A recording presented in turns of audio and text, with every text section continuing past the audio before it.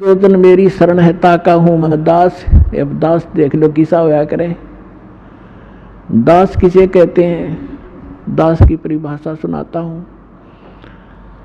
एक बार अब्राहिम सुल्तान अधम जो राजा था उसने घर त्याग दिया था, परमात्मा की कृपा से घर त्याग दिया था और वो किसी चला गया, एक आश्रम में रुक गया।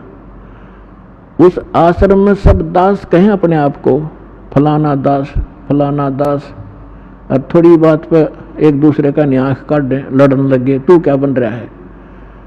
तब अब्राहिम सुल्तान अधम जिसकी दास कथा सुनाना जा रहा है, इसका थोड़ा सा लिंक बीच में और आ गया।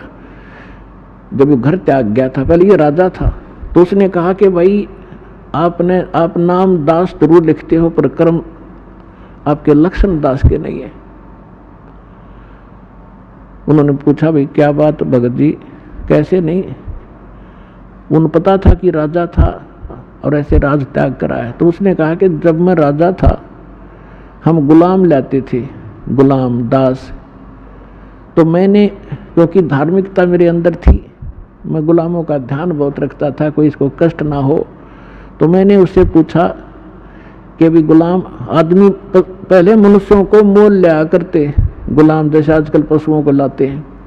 राजा लोग या सेठ साहूकारों के वहाँ वो नौकर रहा करते थे, उनको जो मर्जी झूठा कुटा टुकड़ा दे दिया, उनकी सब स्वतंत्रता समाप्त हो जाती थी और जो यस जो कह दिया वही करते थे, आगे यस कर सकते थे, नो नहीं। और उनकी सौ इच्छा कुछ नहीं होती थी गुलाम की। तो अब्राहिम सुल्तान ने कहा कि मैंने उससे पूछा कि ए गुलाम तेरा क्या नाम है। उसने कहा कि दास को जिस नाम से पुकारोगे गुलाम का वही नाम होगा, हमारा कोई नाम नहीं होता। कोई बुंडा सुंडा गुंडा कुछ भी कहना हाजिर खड़ा पाऊंगा। आपको कौन सा भोजन रुचिकार है। कहने लगा दास की कोई इच्छा नहीं होती, जो झूठा कुठा दोगे हम उसी में संतुष्ट होते हैं।